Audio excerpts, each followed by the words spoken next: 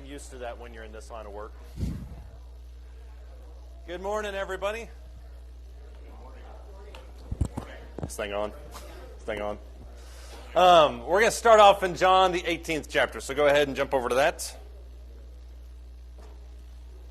John chapter 8. We're going to be specifically in John 18. I don't think we'll be jumping out of John 18 very much, unless somebody takes us there. And if you do, that's totally fine. There's nothing wrong with that at all. But most of our conversation can be shifting inside John 18. It'll also be heavily philosophical. So if you've been reading Kierkegaard or anything like that lately, this is your moment to really let it shine, because there's a lot of ambiguity in this conversation, if you will, but I do think it's an important one. We have this one, and then we have one next week with Jesus and his apostles at kind of around that breakfast by the sea moment. So these are the last two classes, and then we'll switch into something else. Before we get started, though, I'm going to ask Cody if he could lead us in a word of prayer.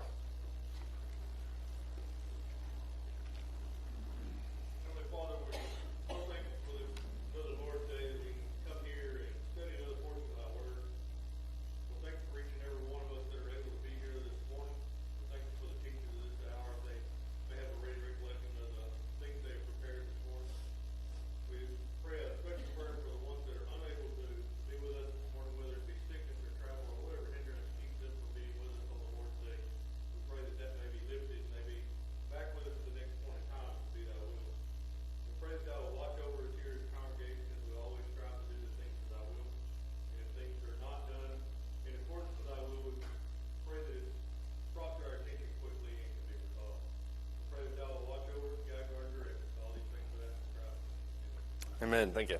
This will probably be the shortest conversation that we'll focus on. I think there's only about 6 or 7 verses, which is a pretty stark departure from the rest of these conversations that are 50, 60 plus verses or multiple chapters. So we'll try to truncate quite a bit into this section. As you can tell behind me, we're going to be talking about Jesus' conversation with Pilate. John, to my knowledge, is the only one that records this conversation in its entirety. There are snippets of it in Luke and Matthew and Mark where they kind of says that he went to talk to Pilate and then they kind of left. Why is Jesus even having this conversation with Pilate to begin with? Curtis?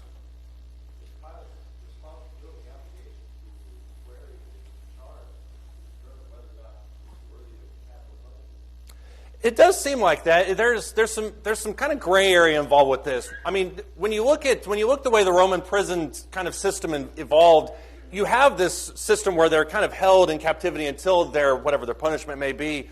But I don't really see this level of, I hate to use the word intimacy, but maybe personableness between Pilate and other people in other places. You don't really see that a whole lot. You do see it in regards to when Paul stands before, or when he stands before the Sanhedrin in the later parts of Acts.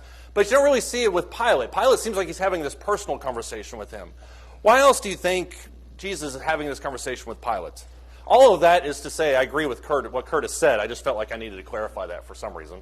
Another reason is that the high priest couldn't kill Jesus without the Romans. Right, I think. They needed the Romans' help. Right. I think that's the thing that kind of sent shockwaves to it, because when you look at Pilate's response to what's happening here, Pilate seems to say, well, there's no reason that I can find that you're deserving of death, but these people demand your execution. And it's not just 1 or 2 people. I mean, you're talking about the entirety of this mob that all wants you dead. So what is this whole thing about? I think that's primarily the reason for this. Does Pilate have the authority to free Jesus if he wants to? We know the end of the story. But does Pilate have the authority to free Jesus? Yeah, as a matter of fact, he says it plainly. He says, I do have authority to do that. Jesus says you would have no authority if it wasn't given to you above. Why doesn't Pilate free Jesus? That's the real question. Paul?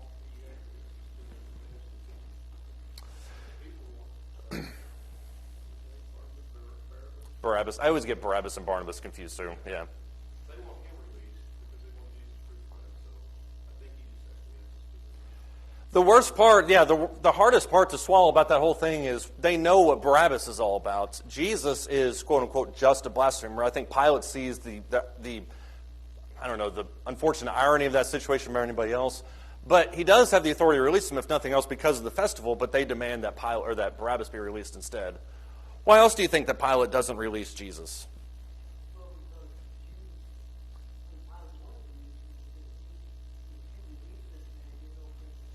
Right. I think there's a couple key moments, and I think that's the moment that really bothered Pilate the most. And John does a really good job of exploring that, because it's almost as if Pilate brings Jesus out. He says, I find no fault in this man. Then the crowd yells back, well, if you release him, you're no friend of Caesar's. And that's the part that sparks the fear inside of Pilate. Why? Obviously, Caesar pays his bills, but why is Pilate worried about what Caesar? It very well might be that they bring Pilate back and execute him, although what they most likely would do is send him in exile to some island in the Mediterranean, which doesn't really sound like exile to me, but whatever.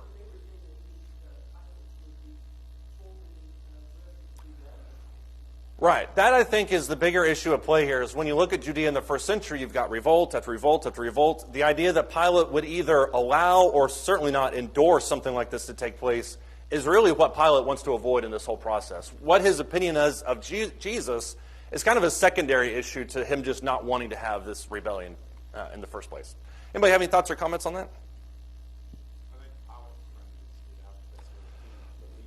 Yeah, Pilate just woke up and rolled out of bed thinking, let's just get to the weekend. Yeah, I don't need this, certainly not on a Friday. Yeah. Right. We're going to leave that comment there where it belongs, and I'll let that kind of unfold throughout the course of this, because I think one of the things that we need to look at when we look at this whole scene is that there is quite a bit that's at play in Pilate's life. It's not as easy as him just saying, well, he's innocent, and I'm just going to give him up because I don't want to deal with it. There is quite a bit of weight that's pushing down on him, and I think that's one of the things, certainly. Does anybody else have any thoughts? Okay, this gives us a brief kind of outline of what's happening here. In John, the 18th chapter, you kind of see the unraveling of Jesus's, well, not the unraveling, but the after effects of Jesus' high priestly prayer in John 17, which we dealt with in detail. Look in John chapter 18, verse 4, though. It says, so Jesus, knowing all the things that were coming upon him, went forth and said to him, whom do you seek? This is after the crowd comes to him to arrest him. They answered him, saying, Jesus the Nazarene. He said to them, I am he. And Judas also, who was betraying him, was standing with them. So when he said to them, I am he, they drew back and fell to the ground. Therefore he again asked them, whom do you seek? And they said, Jesus the Nazarene. Jesus answered, I told you that I am he, so if you seek me, let these go their way. To fulfill the word which he spoke, of those whom you have given me, I lost none. What stands out to you as unusual about that moment? I walked away from my Bible. What? Right. That probably is, to me, one of the things that stands out the most. Why do you think they fell to the ground? Because none of the other gospel writers mention that I remember. It looks like this big show of force with thugs and clubs and...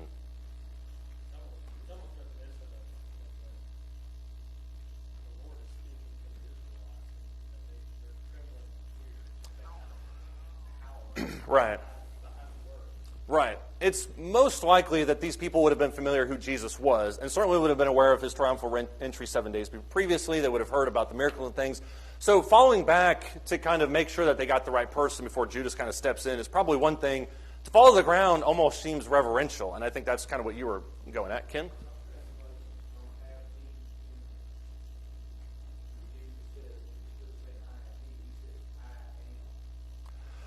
Yeah, which may be kind of along the lines of how God identified himself in the Old Testament. Yeah. So that could be a part of it too. What else do you think they drew back and fell to the ground?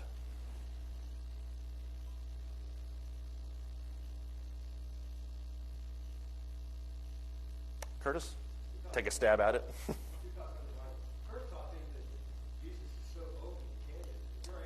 Right. Yeah.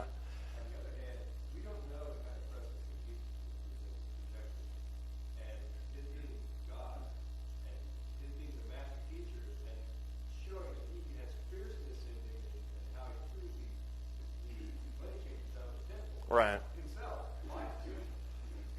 Yeah. Which one of which he did with whips. I mean, so he can wield a weapon if he needs to. I think what you hit on was kind of what I had mentioned here on my notes, was that he seems so open to being arrested. And this is the interesting part, and this is a part of a bigger conversation, just what we're dealing with today. But almost the paradoxical nature of Jesus' arrest and his trial is Jesus is completely open with every single thing they ask him. He has no qualms about answering questions. He doesn't answer the questions, but it's not out of fear. He just is very open with what he says. And when you look at the show of force here, because I think Luke talks about there being a large crowd with weapons that are coming to arrest him, Jesus is just with his 3 apostles, maybe the rest of his apostles in the background somewhere. It seems odd that he would be so open to being arrested. And I think that's what maybe they were unsure of with this whole thing. Because if Jesus is capable of bringing this kind of insurrection. Maybe they've got guys in the background that they don't know about. Maybe that's what they're worried about. Anybody else have any thoughts on that? What else jumps out at you about this section?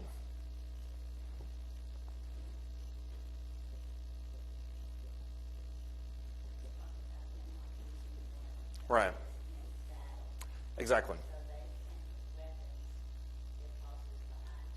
Mm-hmm. Mm-hmm. Right. Yeah. Yeah, Jesus does mention that, or John mentions that in verse 9, of those whom you gave me I have not lost one, which is a callback to John 17, where Jesus says, of these that you have given to me in my hand, I have not lost a single one.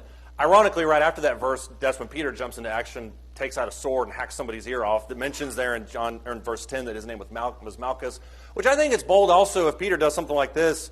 Obviously shows that he's willing to fight for Jesus, but it's also bold that he would enter into close proximity within the courtyard area afterwards. So I think Peter, he's a lot more courageous than sometimes we give him credit for, but whether that courage is based off of actual courage or maybe just didn't understand what was going on, I think is up for anybody's guess.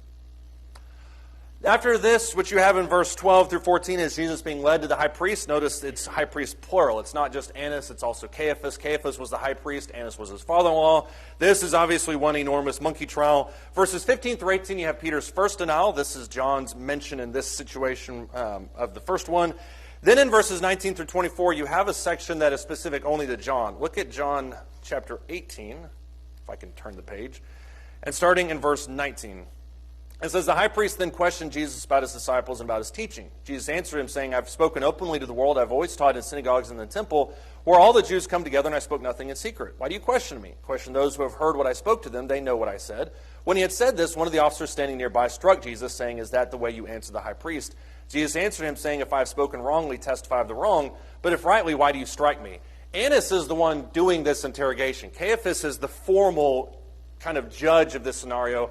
Annas is just the father-in-law that gets a crack at Jesus before he gets to that point. How does this exchange take place between Annas and Jesus? Because I don't think the other gospel accounts mention this conversation in this much detail.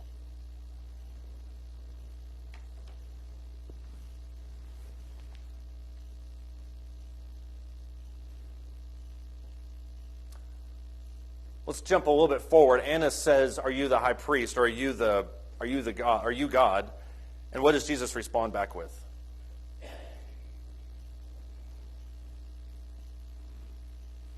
He never really says yes.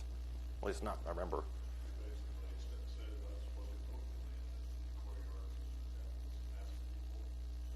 Right. This is the same argument that he would make at least two other occasions in John, which is when people walk up and ask him, who are you? Why do you claim this type of stuff? He says, you know who I am. I haven't been shy about any of this stuff. What's the reason that they're asking him now?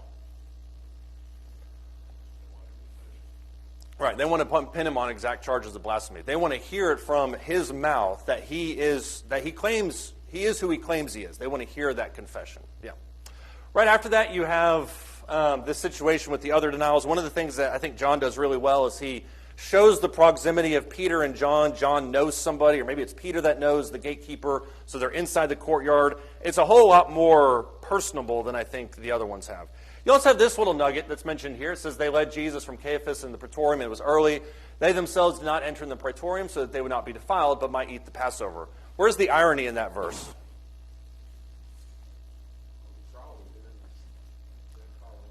Right. Exactly. Every single thing about this trial is unscriptural. And yet, what are they worried about? Right. They're worried about not being unscriptural. Right. They want to make sure that they're still clean so they can eat the Passover. But none of the rest of the stuff really matters to them a whole lot. That just shows their mindset here. Does anybody else have any thoughts or comments on that? Curtis?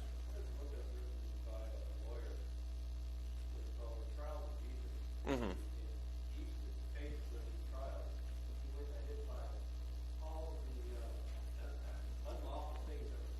Right.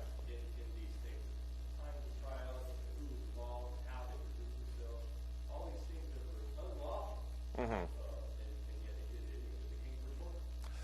Yeah, I mean, I prefer monkey trial, but kangaroo court is an acceptable term also. Yeah, I mean, I'm not familiar enough with Jewish law to know every single thing. I think somebody counted one time and there was something like 15 different infractions. There might be more, obviously. But none of it makes any logical sense. The only real reason they did it was so they could go through, quote, the proper channels to get the person they want gone. Which, if you look at Acts, they have no problem just mass executing somebody. So I don't know why they decided to do it by the book this time. In verse 28, Pilate enters the equation. It says, they led Jesus from Caiaphas into the praetorium, and it was early. And they themselves did not enter into the praetorium, so they would not be defiled, but they might eat the Passover. That's what we just read.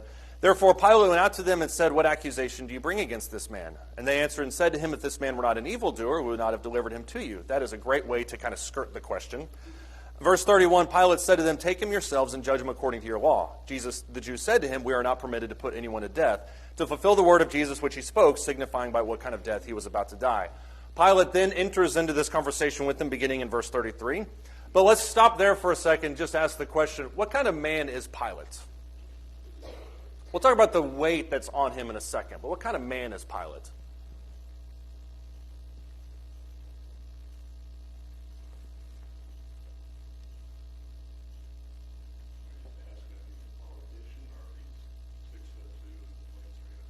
What I really want to know is his blood type. I want to know what his hobbies are. That's that type of stuff.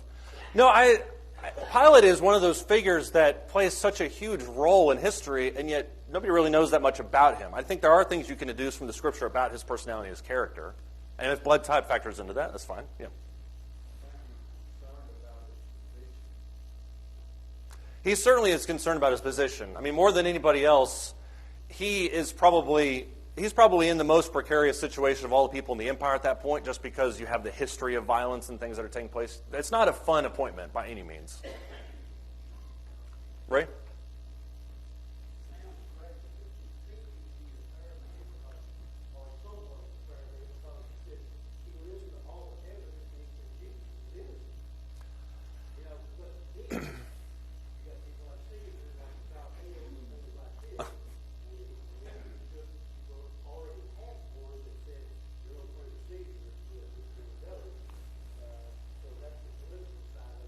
Right.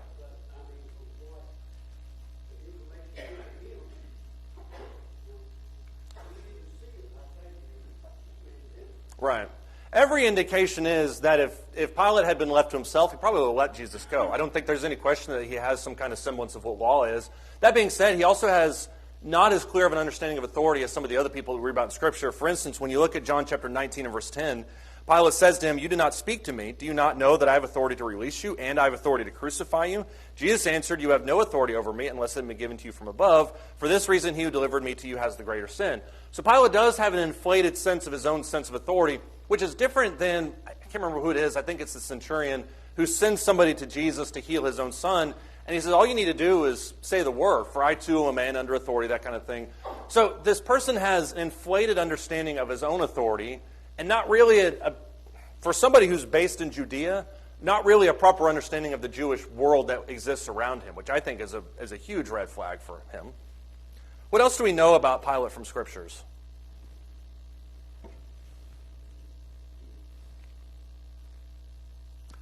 There's one phrase in Luke 13th chapter that says that Pilate had mingled the blood of these people with their sacrifices. What is that referring to?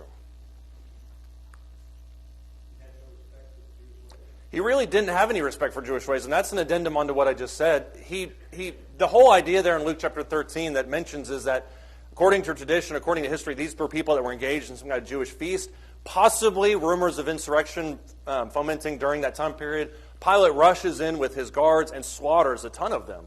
And so despite being in charge over Judea, doesn't really have any respect for the people that he rules over, doesn't really have any respect for the traditions, and yet he chiefly, more than anything, is concerned with securing his position, which I think paints an interesting picture of who Judas is, I'm sorry, that was a Freudian slip, of who Pilate is. Anybody else have any thoughts or comments on that? What kind of pressure was on Pilate? Be very careful to say Pilate. What kind of pressure was on Pilate?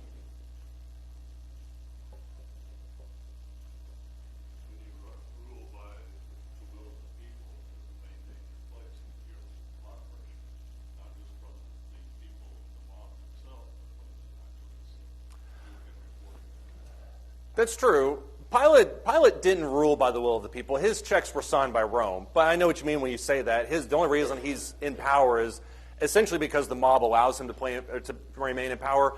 I know a lot of people that have kind of clarified or talked about the Sanhedrin, the Pharisees, as kind of being like the mafia in this stage. They only rule if they say you can rule. So Pharisees and Sadducees have a lot of pull in this area, but Pilate obviously kind of gets it from both ways. What other pressure is on Pilate at this point? Go ahead, Sandra. No, you're fine.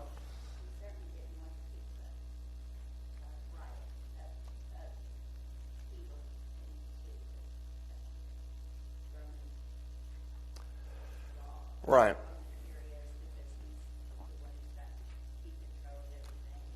Yeah.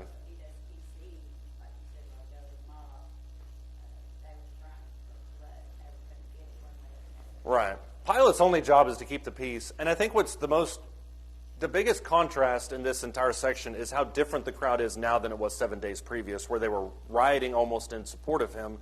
Then you have at this point the idea that maybe he could riot, they would riot if he killed him, which whether that's a small vocal majority or not, that's Pilate's understanding of it. Lee?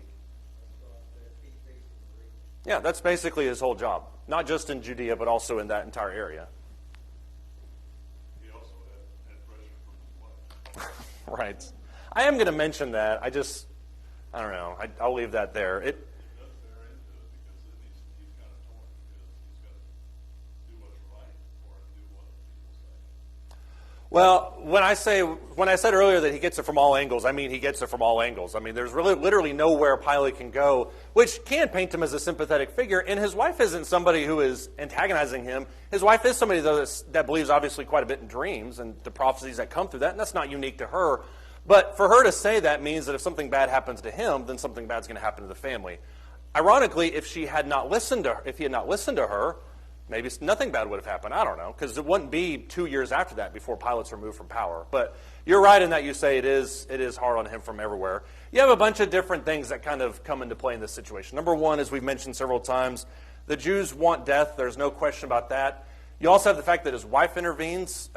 Maybe he looks at her as support and obviously for counsel. What do I do in this type of situation? Well, his wife gives her opinion on the matter. You also have the fact that Pilate doesn't really find any guilt in this whole scenario. How does that weigh on him?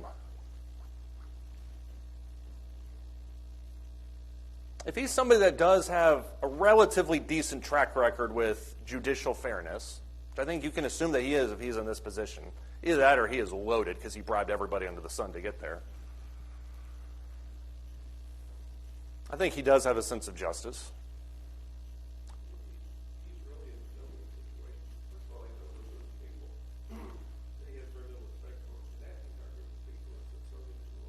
Right. So he is a man with no country. I mean, he's just out on the grid by himself, and he has to be very careful what he does. He works at home, Right. just a big. I feel, and I'm saying this very loosely, I feel really sorry for Pilate at this point. And precisely because of what you said, he's really in a no-win scenario. I mean, there's no decision he can make that won't come with serious repercussions, whichever happens. And that's not to say that if Pilate delivers Jesus away and says, well, this isn't going to happen under my watch, they won't just storm the praetorium and bring Jesus back and murder him in front of everybody. Then you've got an actual revolt on your hand. So it's really an unfortunate situation. Pilate has no understanding, obviously, that he's at the lynch point of history, that he's at the fulcrum of history. So he doesn't have an appreciation for this moment. And I think in that sense, he kind of comes off as a sympathetic figure. He's also possibly being charged with aiding rebellion, which I think is fascinating. He sends him to Herod. Why? It's not his problem anymore. If I can send him to Herod and Herod can take care of it, then that's better. How does Herod react to this situation? He does send him back, which is unfortunate. But what is Herod's attitude towards Jesus? Yeah, he just wants to see a magic trick. That's all Herod's interest is. Herod has heard about him, wants to interact with him because maybe he'll see a little miracle. That's more or less what he's after. Then he also finally scourges Jesus in John chapter 19 and verse 1. Why does he scourge Jesus? Curtis? In order to try to pacify the Jews, that just maybe if you scourged him, that he's sufficient Right. to satisfy their Right. And under a Roman system of or punishment, there's no limit to the amount of scourges that he can have. When you're appointed to be in this area as a Roman soldier, you've been through the fires. You've probably been through a 20-year-plus career in the military. So this is a cush appointment. Your only job is to beat people like Jesus into submission. These are very beefy, well-trained men that all they do all day long is punish people. The whole purpose for this, in my opinion, as I think Curtis mentioned, is to satisfy the bloodlust. If you guys want blood and we can get around the crucifixion by doing this, then we'll do that. When you look at this list and you see all the things that Pilate does to avoid getting to this point, I don't really see any stone left unturned. There's not really any lever that Pilate could pull to avoid this situation. He just has to make a decision. Am I going to send Jesus off to be crucified, or am I going to let him free? Neither one of those, from a secular viewpoint, offer a very good solution for him. Let's look at now John chapter 18 and verse 33, because this is the actual conversation. It says, "Therefore Pilate entered again into the praetorium, I'm sure immensely frustrated, and summoned Jesus and said to him, 'Are you the king of the Jews?'" I just want to hear it, because if you are, then this makes this decision very easy. Jesus answered, "Are you saying this on your own initiative, or did others tell you about me?" Pilate answered, saying, "I'm not a Jew, am I? Your own nation and the chief priests delivered you to me. What have you done?" Jesus answered, "My kingdom is not of this world, for if my kingdom were of this world, then my servants would be fighting so that I would not be handed over to the Jews." By the way, just like Peter did. "But as it is, my kingdom is not of this realm." Therefore Pilate said to him, "So you are a king?" Jesus answered, "You say correctly that I am a king. For this I have been born, and for this I have come into the world, to testify to the truth. Everyone who is of the truth hears my voice." Pilate said to him, "What is truth?" How does this conversation take place? Or what happens in this conversation?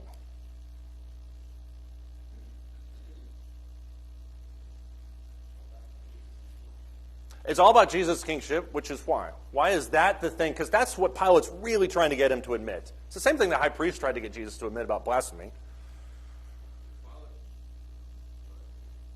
Oh, go ahead. I just thought you were going to keep talking. My bad. They're coming at this from different angles, right? Pilate doesn't have a Jewish background. He doesn't care about their side of it. Right. If he can get Jesus to admit that he is some kind of an earthly king to these people, Right. that's some kind of a challenge to Caesar to get put down. Exactly. Yeah, and that phrase will come in to be a point of conflict later, because when Pilate writes on the board above Jesus, "This is the King of the Jews," the Jews take exception to that. Don't say that he is the King of the Jews, because that paints them bad throughout the empire. Say that he claims that he is the King of Jews. And Pilate, for once in his life, has a backbone and says, "What I've written, I've written." Curtis? I think he understood that Jesus was innocent, and he knew that Jesus was the scapegoat. He was set up for all of this, so he was rubbing it back in his face. Right. Pilate is a savvy politician. If nothing else, he understands what's at place here. And that's why he mentions, if you look at the pronouns that are used, and I know pronouns are a hot topic in today's world, but if you look at the pronouns that are used there in verse 35 down through verse 37, he says, "Your own nation and the chief priests delivered to me." What have you done? There's a question of ownership. These are your people that are demanding your death. Why are they doing this? What is Jesus' response to any of that? He's very exasperated, yes. He's trying to determine what kind of threat does he pose to Caesar. Right. And is he really a threat to the kingdom of Rome or what? And so Jesus, he assures him that this is not what, I'm not in insurrection. I'm not here to attack the king or anything like that. Yeah, Jesus could have waxed eloquent for hours about what his real purpose is, but as he mentions to the council earlier, that's well-known information. You can ask anybody about that. But he lays down what is, in my opinion, one of the most blunt assessments that just completely debunks all these millennial theories, which is, my kingdom is not of this world, for a very logical reason. If it were, my servants would fight. That's what they're looking for. And to be fair, that's what they were looking for a period of time, until, I would argue, Acts 2 happened, and then everyone kind of understood what was going on for real. Nathan?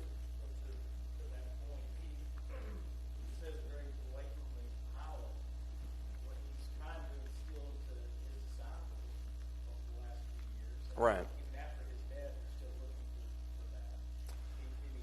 At this point, with Pilate not having that background, this says it very bluntly. But they still weren't understanding. Yeah, the idea of a spiritual kingdom is a really tough concept for a group of people who are so emboldened to think of kingdoms as being physical. I mean, You saw this earlier in John when Jesus says you're in slavery, and these people say, we haven't ever been in slavery to anybody. So they viewed themselves still as being a physical kingdom on earth, despite the fact that they're having to go through Pilate to do their dirty work. So, I mean, this concept of the spiritual kingdom is foreign to them, and you're right. I mean, Pilate says it, or Jesus says it, and Pilate just doesn't kind of get with it. What else do you notice in this conversation?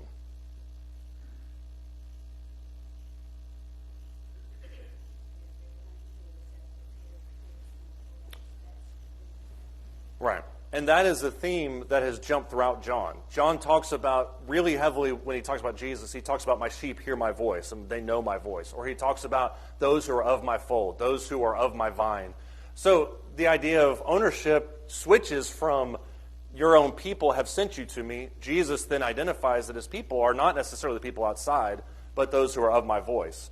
And that, I think, is a different little bit of a conversation. When you look at verse 37, he says, you are a king. Jesus answers, says, you say correctly that I'm a king. For this I've been born, and for this I've come into the world to testify the truth. So I am a king, but when you put that next to what he says earlier, it's a spiritual kingdom, then what else does he say there in verse 37 about the citizenship of that kingdom?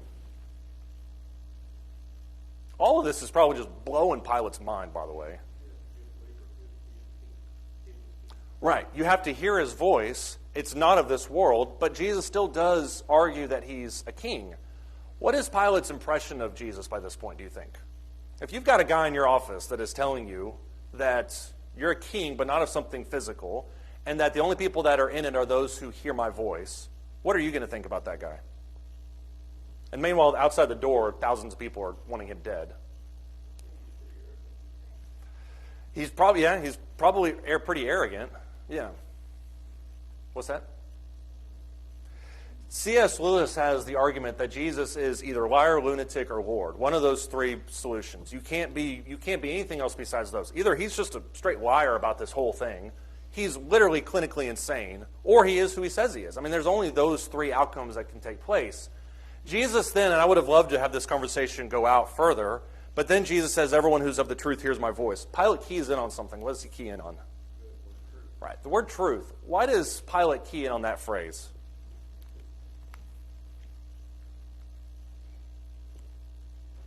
Do you think he's actually interested in talking about philosophy with Jesus? Notice, by the way, they don't talk about it, which would have been awesome if this conversation extended another 10 verses. I don't know. I don't take it as a question, more as just what is truth? Right. First. No, I think you're exactly right. At least, I think that's at least a very justifiable position, which is that for somebody as pragmatic as Pilate, he doesn't really care about what truth is. He says, I mean, for somebody like him who's probably seen quite a bit of the world, for somebody in his position, he's seen this philosophy, this philosophy, this philosophy. Where is the truth in all that? Which is a question I think a lot of people in today's world struggle with. How do people answer that question in today's world? Right, which still bugs me that I said that like 7 weeks ago, so that you live your truth. Sometimes I wake up in the middle of the night in a cold sweat. I just can't handle the fact that I said that. But you're right. Some people say that I live my truth, or this is my truth, or whatever that's supposed to mean. Which, when you hear that, what do you say back to that? Somebody says I'm living my truth. What do you say to that? Truth is truth, yeah, but you could easily say what Pilate said, which is, what is that truth? I mean, which once again misses the point of the question. Pilate is looking at it very subjectively. Jesus is looking at it very objectively. All of John gears up to this idea of the truth is. If you want to know what the truth is, read the book of John. Karen?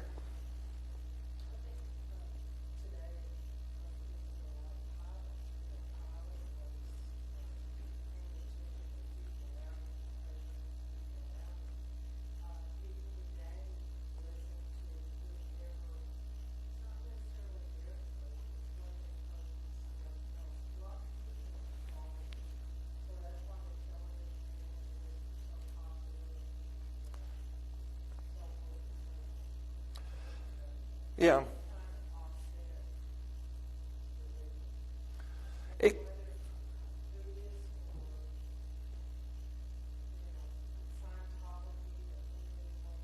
Right.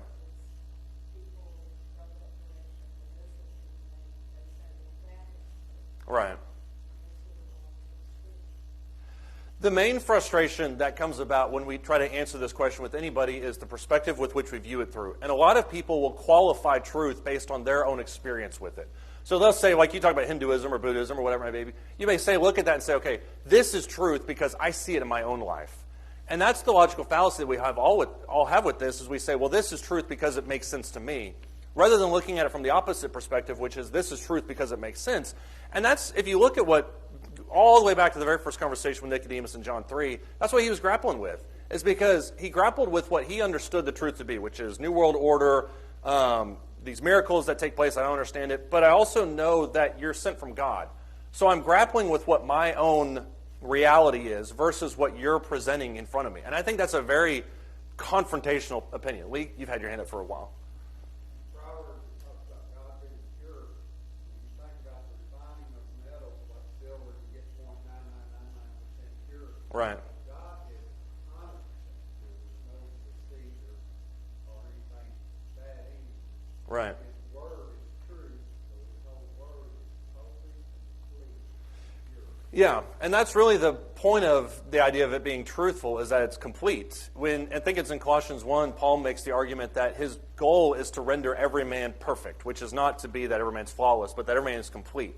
Well, the only way it can be complete is we have everything revealed to us. And if this is what we take as the objective standard for our truth, then the relationship flips. It's not, how does this matter to me? It's, how do I matter to this? How can I form myself into what I'm reading here? Yeah, over here. It's very frustrating to me because we know the truth is in the Scriptures. You're not going to find the truth outside the Scriptures. But what frustrates me is when people ask me if there was a weapon or a, why do you not have music and all this kind of stuff. And you try to discuss it with them in different areas. Or, it's even worse to me, you give them the material and answer the question and they will not look at it. So they have their own truth Right. outside the Scriptures. That's very And none of this is to say that you can't have opinions about the gospel. I mean, I have endless questions about the young man that fled the crucifixion scene naked. I don't understand that. I don't know why it's in there. I have endless questions about why all of a sudden there was this mass resurrection at Jesus' crucifixion. I don't get that. And even like what we're talking about now, we can all have opinions about this, like what we're talking about. But when you come up against what the Scripture says is emphatic, then you have to bend to that. Now, it's also not to say that you can't take these things and apply them to your lives, because that's literally the definition of 1 Timothy 2:15, which is to study to show thyself approved unto God, a workman that need not to be ashamed, rightly dividing the word of truth. The idea is that you look at, like Lee talked about with Proverbs, and you say, okay, how can I take these principles and apply them on Tuesday? How can I be a Christian on Thursday morning? So it is a very distinctly personal thing, but at the same time, my opinion about it doesn't change what that is. And I think that's really what you were getting at. Your example is, the answer to that is, just because we don't understand it doesn't mean it's not true. There's so much in the Scriptures we don't understand because we don't come out of God. We'll never understand. Right. But that doesn't mean it's not true, and we can go on down our own path to set what we think is true when it's outside the Scriptures. Yeah. We don't get to fill in the gaps with heresy. Yeah.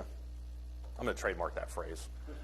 What else? Anybody have any thoughts or comments? I saw like 3 or 4 hands, and I might have missed them. Sandra?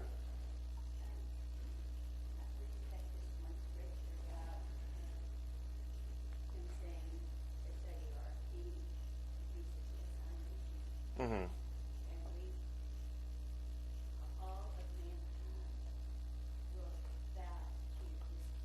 Right.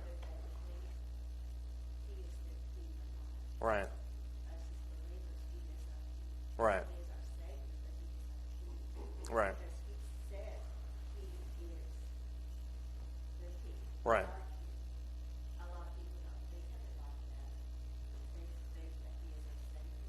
Right. Yeah.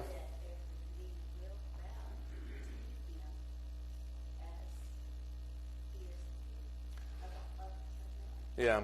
I think that's a great point. I mean, we look at the cross, and rightfully so, as an example of sacrifice and the fact that it makes him our Savior. But sometimes we're not willing, as you mentioned, we're not willing to look at him also as king, and what he says goes. And certainly Pilate wasn't willing to do that. I tend to agree with Jeff's assessment, which is that it's a very dismissive statement. It's just, what is truth? I don't even care. Which I think is why the conversation stops.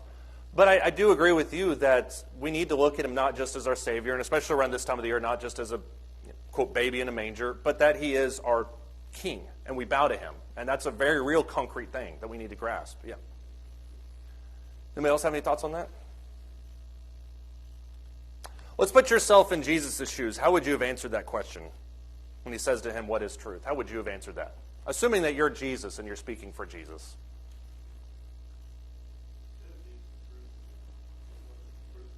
Right.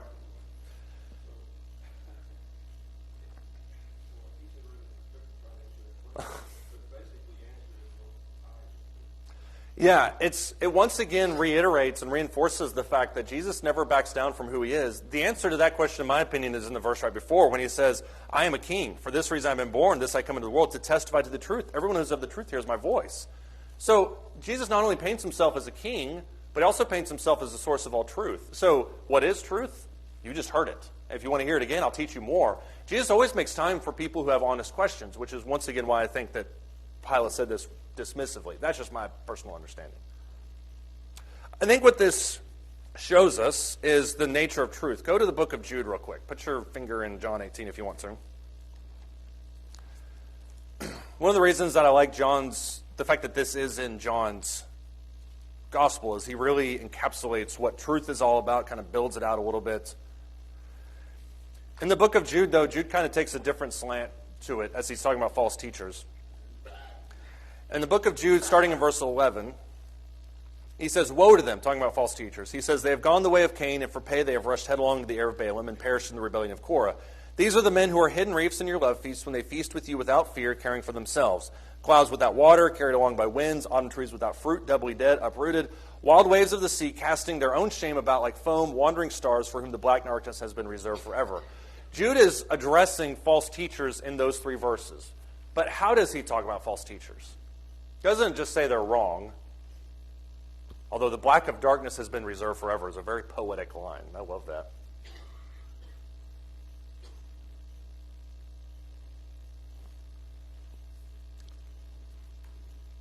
Gives a little insight into the mindset of these false teachers. Says they're doubly dead, that's true. But how else does he describe them? Which kind of references their punishment. He says these are men who are hidden reefs in your love feast. In other words, they exist sometimes without you even knowing that they're there, which is a scary thought. They care for themselves. I don't see, there's no substance to it. There's no substance, exactly. If you look at the phrases that he uses in verse 12, he says these are people that are clouds without water. In essence, they look like there's something, but there's nothing really there. They're carried along by winds. They're autumn trees without fruit. They're doubly dead. They're uprooted. They're waves of the sea that kind of go up and down. They cast their own shame like a foam. There's nothing really of substance there. Wandering stars. How does he describe false teachers? People who are not of the truth. Empty, I think, is a great word to put it. There's just nothing. Once you get past that kind of outer shell that looks real pretty, like an M&M, there's nothing really there on the inside. This is not a hate message about M&Ms. I bet you never thought that would come into the equation. But there's just nothing there beyond that, yeah. Right. If you think about that, once again, as the punishment, if you think about especially the nature of clouds or the idea of waves, these are things that are created by outside elements.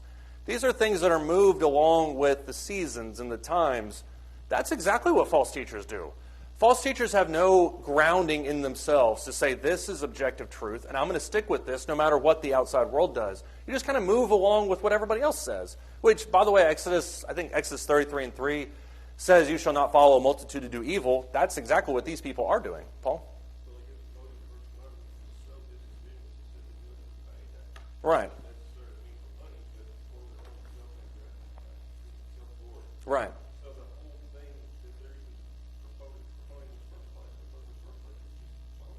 Right. There's three examples there, and this is one of the reasons I love Jude. There's three examples that he mentions there. Cain, which is somebody who does it for the self-righteous aspect of it, uses worship for his own means.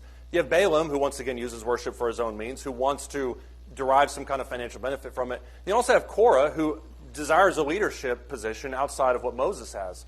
So all of these people are using religion for their own personal purposes, and because of that, they're more than willing to kind of flow along with what popular opinion is. Jesus' statement in John chapter 18 is the opposite of that. What is truth? You heard it. That's truth. Either take it or leave it. And that's the way that John characterizes truth throughout the entire gospel. Does anybody else have any thoughts or comments?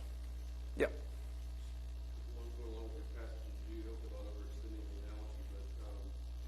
like these individuals